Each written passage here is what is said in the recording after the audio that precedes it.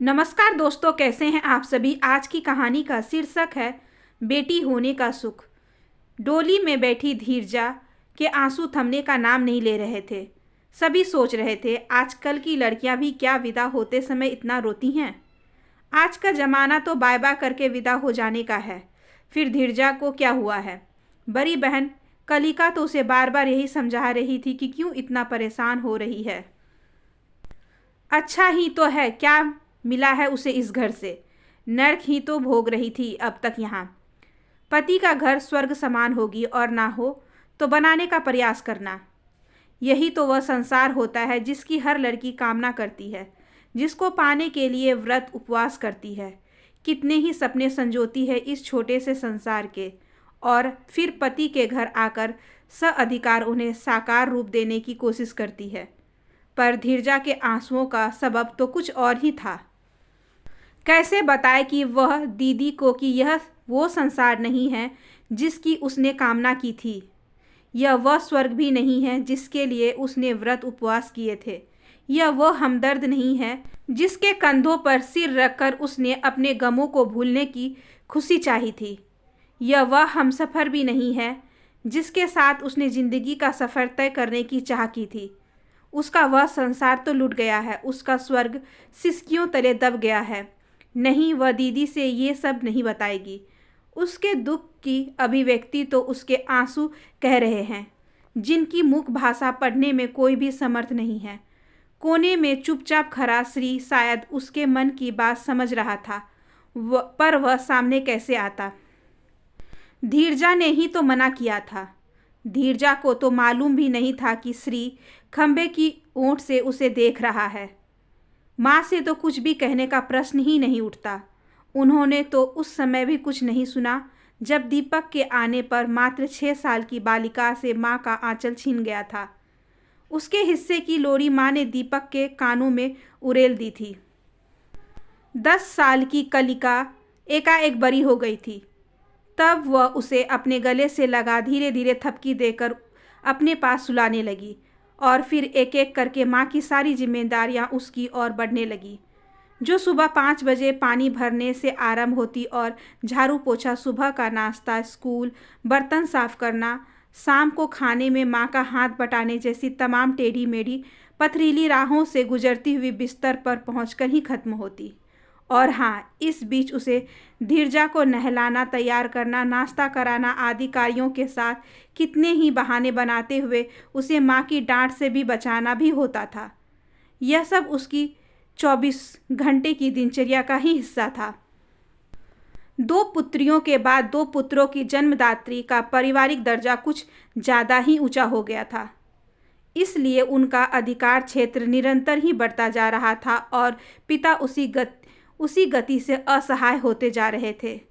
इसलिए जब वो समाज की दृष्टि में स्वयं को हीन बनाने वाली सुपुत्रियों पर अपना कार्यभार सने सने बढ़ाती रही, तो पिता के पास उसे अनदेखा कर स्वीकारने के अलावा कोई विकल्प नहीं रहा।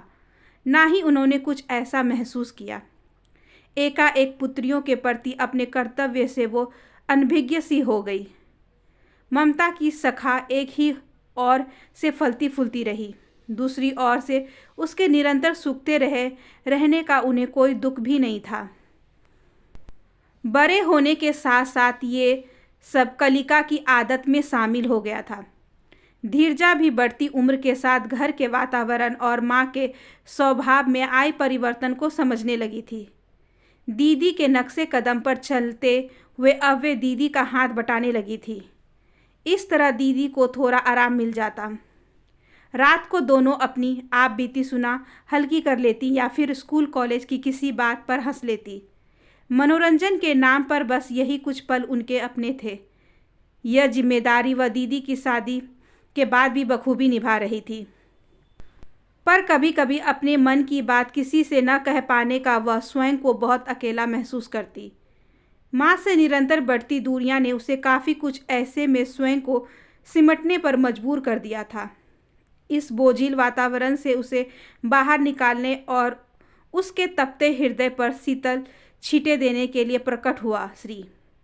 निहायत ही मितभाषी, योग्य एवं और सुशील, उसके पास बैठकर धीरजा को लगता कि उसने उसके मन की वो सारी बातें जान ली हैं जिन्हें गुबार कहा जा सकता है और जिनके निकल जाने से अपने आप को हल्का, चुस्त और खुश महसूस कर सकती है। कॉलेज के सामने ही LIC के ऑफिस में वह काम करता था। आने को तो नहीं, पर घर जाने का वक्त दोनों का एक ही था और मुलाकात का यूं ही कहे कि नज़रें मिलाने का सिलसिला भी इसी रास्ते से शुरू हुआ था। उनकी मुख भाषा में एक दूसरे के लिए कुछ ऐसा अपनापन था कि वे अजनबी महसूस नहीं करते थे। यही अपनापन उनके करीब आने का सबब भी था। बस की धक्का मुक्की के बीच श्री का उसे बचाना या धीरजा को अपनी सीट दे देना या फिर धीरजा द्वारा उसके लिए सीट का रोक लेना, यहीं से आरंभ हुआ था दोनों में बातचीत का सिलसिला।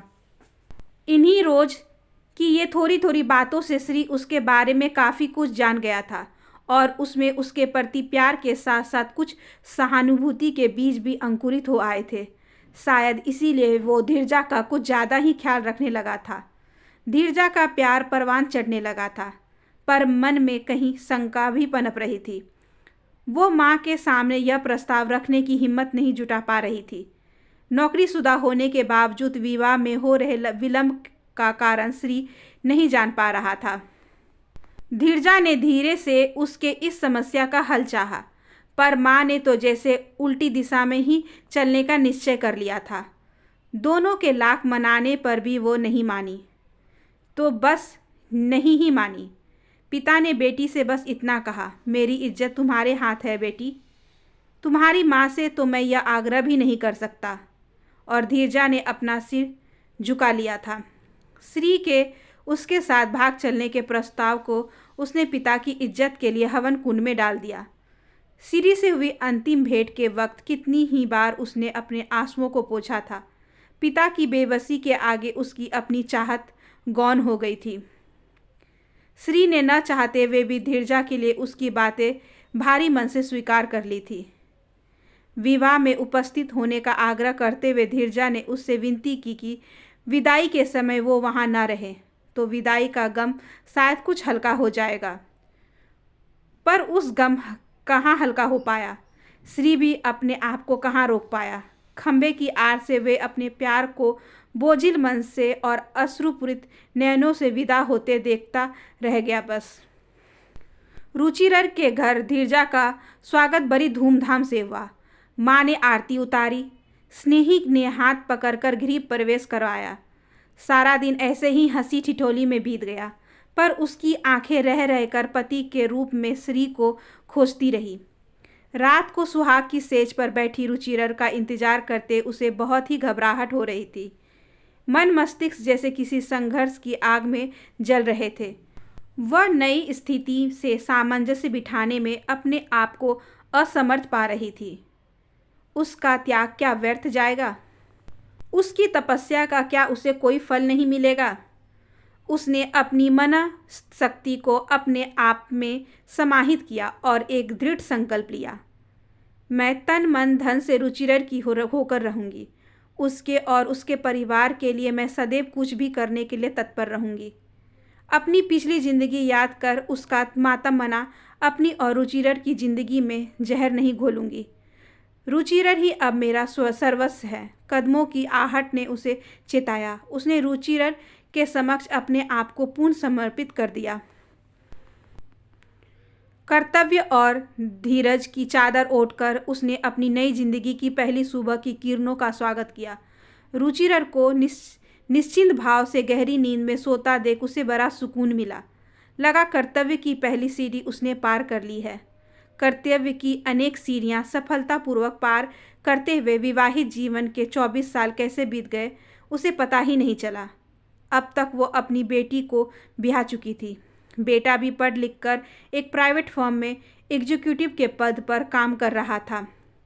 कुछ मिलाकर उसका जीवन सुखमय और संतोषजनक था। उसे किसी चीज़ की कमी न थी और ना ही चिंता। इस बीच उसने न अपने माता पिता को याद किया और न ही श्री को।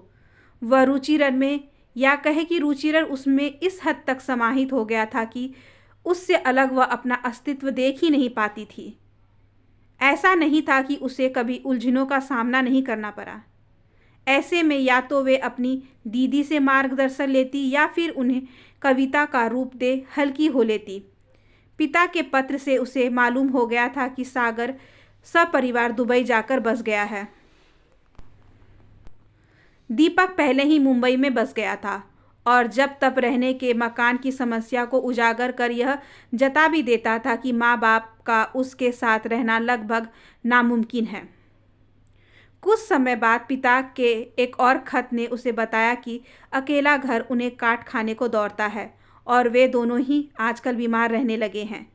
वह कुछ समय के अंतराल से उन्हें देखने चली जाती, पर वहाँ रहकर उनकी सेवा करना उसके सामर्थ्य में नहीं था। उसकी आवश्यकता उसके परिवार को अधिक थी। उसके बूढ़े सास ससुर भी तो उसी पर निर्भर थे। रात 10:30 बजे उसके माता पिता अपने थोड़े बहुत सामान के साथ उसके ड्राइंग रूम में बैठे थे, थके हारे टूटे हुए से। उनके कंधे झुके हुए थे। पता नहीं बेटी के प्रति अपने कर्तव्य पूरे न कर पाने की शर्मिंदगी से या बेटों द्वारा अपने कर्तव्य पूरे न किए जाने के बोझ से। सामान और उनकी हालत देखकर वह कुछ अंदाजा लगा रही थी, पर उनसे कुछ भी पूछकर वह उनको दुविधा में नहीं डालना चाहती थी। उसने थके हारे माँ बाप को गरम गरम दूध दिया और एक कमरे में सोने की व्यवस्था कर सुबह बात करने के लिए कह ऊपर चली गई। धीरजा ने जब अपने कमरे में प्रवेश किया तो रुचिर गहरी नींद में सो रहा था। ऐसे में उसने उसकी नींद में विघ्न डालना उचित नहीं समझा। सुबह बात करने का विचार कर वह सो गई। किसी बात को चिंतित हो उठना अथवा किसी बात को बहुत बड़ा करके बोलने की उसकी आदत नहीं थी, बल्कि बड़ी बड़ी समस्याओं को छोटा समझकर अपने विवेकशील मन और मस्तिष्क से उन्हें ऐसे सुलझा लेना कि घर के अन्य सदस्यों का उसका एहसास तक न हो, उसका गुण बन गया था। इसलिए असमय माँ बाप के आने से उसे किसी प्रकार की चिंता नहीं हुई। सुबह जब उसने रुचिर को बिस्तर पर चाय पकड़ाई और स्वयं वहीं बैठ गई तो रुचिर की प्रश्नसूचक नज़रें स्वतः ही धीरजा की ओर उठ गई। अन्यथा धीरजा के पास सुबह इतना वक्त नहीं होता था कि वह पति के पास बैठकर दो बातें कर सके। धीरजा धीरे से बोली, रात को माँ बाबूजी आए थे। आप सो रहे थे इसलिए मैंने जगाना उचित नहीं समझा। रात को ड्राइंग रूम के साथ वाले कमरे में ही उनके सोने की व्यवस्था कर दी थी। कहकर वह उसकी ओर देखती हुई चुप हो गई। कुछ कहना चाह रही हो? हाँ, सोच रही हूँ दीदी आसाम में है, सागर दुबई में है और दीपक मुंबई में। उसका घर भी छोटा है। माँ बाबूजी वहाँ समा नहीं पाएंगे। उन्हें सिमरन वाला कमरा दे दें। अपना बुढ़ापा वे भी हम लोगों के बीच हंसी खुशी बिता लें। कहकर उसने रुचिर की ओर सहमति की आशा से देखा। रुचिर बगल वाली मेज पर कप रखते हुए बोला, धीर, मुझे मालूम है तुम जो भी निर्णय लेती हो निस्वार्थ भाव से लेती हो। तुम्हारे निर्णयों में से हमेशा ही हम सबका भला हुआ है। मुझे तुम्हारे द्वारा लिए गए निर्णय पर आपत्ति करने का कोई कारण नज़र ही नहीं आता। जैसा उचित समझो वैसा करो। जब जब तुम अपने सामाजिक दायित्वों को पूरा करने की दिशा में कदम उठाती हो मुझे बहुत खुशी होती है। लगता है तुम मेरे दायित्व पूरे कर रही हो। इसीलिए शायद मैं सब और से इतना निश्चिंत हो गया हूँ कि किसी चीज़ का ख्याल ही नहीं रहता। सच मानो तो तुम्हें पाकर मेरा सिर गर्व से ऊंचा हो गया है। यह कहने की बात नहीं है, इसलिए यह बात मैं तुम पर प्रकट भी नहीं करता, पर हृदय में सदा ऐसा ही अनुभव करता हूँ।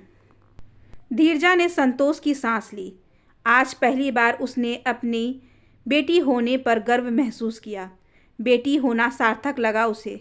जिंदगी में पहली बार उसने स्वयं को माँ के इतना निकट पाया कि वे उनकी अंतरात्मा की टीस सुन पा रही थी। उनके हृदय पर हुए आघातों के घावों को देख पा रही थी। अगली सुबह से वह उन घावों की मरहम पट्टी करने में जी जान से जुट गई। आशा करती हूँ कि आज की ये छोटी सी कहानी आपको अच्छी लगी होगी। अगर अच्छी लगी हो तो please like share and subscribe करें हमारे चैनल को। ज़्यादा से ज़्यादा शेयर करें और बेल आइकन को ज़रूर प्रेस कर लें ताकि अगली वीडियोस की नोटिफिकेशन आपके पास सबसे पहले पहुँचे। धन्यवाद।